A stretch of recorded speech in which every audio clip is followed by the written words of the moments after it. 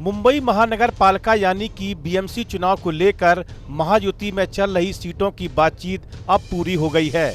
Mumbai BJP अध्यक्ष अमित भास्कर शाटम ने बताया कि बीजेपी, शिवसेना और रिपब्लिकन पार्टी ऑफ इंडिया के बीच सीट बंटवारे पर पूरी सहमति बन गई है।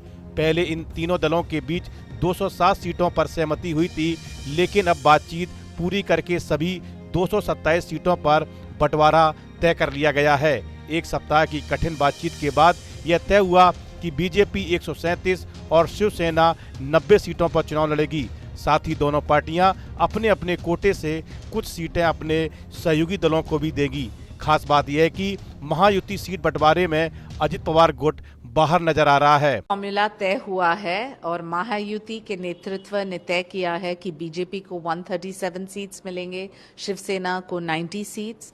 दोनों पार्टीज देखेंगे कि हमारे अलायंस पार्टनर्स को भी इसी कोटा में से सीट मिले।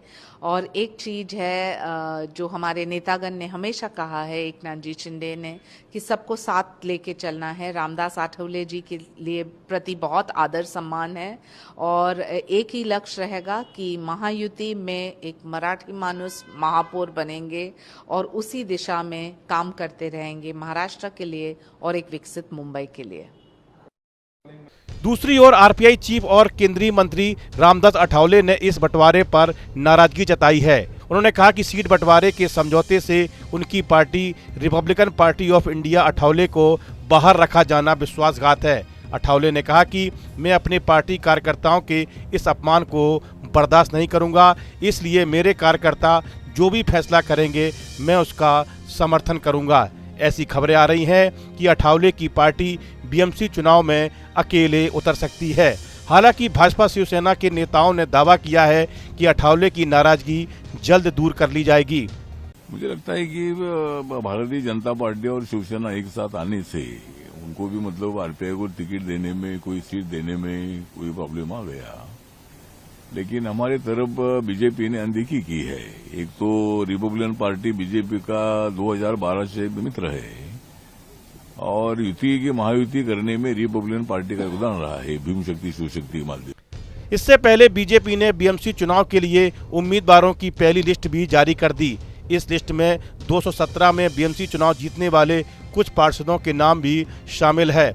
मुंबई समेत महाराष्ट्र के 29 नगर निगमों का चुनाव 15 जनवरी को होगा और मतगणना अगले दिन होगी।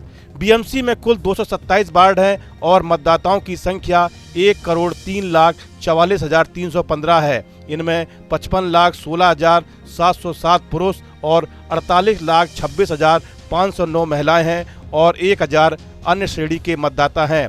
मतदाताओं में पुरुषों की हिस्सेदारी 53% और महिलाओं की 47% है। साल 2017 के बीएमसी चुनाव में अविभाजित शिवसेना 84 सीटें जीतकर सबसे बड़ी पार्टी बनी थी, जबकि बीजेपी को 82 सीटें मिली थी। शिवसेना के 84 पार्षदों में से 46 बाद में शिंदे के नेतृत्व वाली शिवसेना में शामिल हो गए। वहीं अन्य दलों के 16 पार्षद भी शिंदे गुट में आ गए। बीजेपी में अन्य दलों के भी 6 पार्षद शामिल हुए। महाराष्ट्र की सियासत में बीएमसी चुनाव सियासी रूप से काफी अहम होते हैं। हर बार की तरह इस बार भी बीएमसी का ये चुनाव लोकसभा या राज्य के विधानसभा चुनाव की तरह ही सुर्खियों में है। बीएमसी का जो बजट होता है वो देश के कई राज्यों जैसे मिजोरम, सिक्किम, नागालैंड, मणिपुर, मेघालय, त्रिपुरा और अरुणाचल प्रदेश जैसे राज्यों के कुल सालाना बजट से भी ज़्यादा होता है। बीएमसी ने फरवरी 2025 में जो सालाना बजट पेश किया था वो 74,427 करोड़ रुपए का था। ये पैसे कितने होते हैं इसका अंदाज़ा इस बात से लगा सकते हैं कि इस बजट में हिमाचल प्रदेश जैसे राज्य 1.5 साल तक अपना काम चला सकते हैं, क्योंकि उसका सालाना बजट करीब 58,000 करोड़ का ही है। इस वीडियो में फिलहाल इतना ही। आप बने रहिए न्यूज नेशन के डिजिटल प्लेटफॉर्म के साथ। आपके मोबाइल पर तुरंत आएगी ब्रेकिंग न्यूज। स्क्रीन पर सबसे पहले दिखेगी बड़ी खबर। देश दुनिया की हर खबर एक जगह। अब आपके मोबाइल पर तुरंत फटाफट इंस्टॉल कीजिए न्यूज नेशन ऐप और रखिए खुद को अपडेट।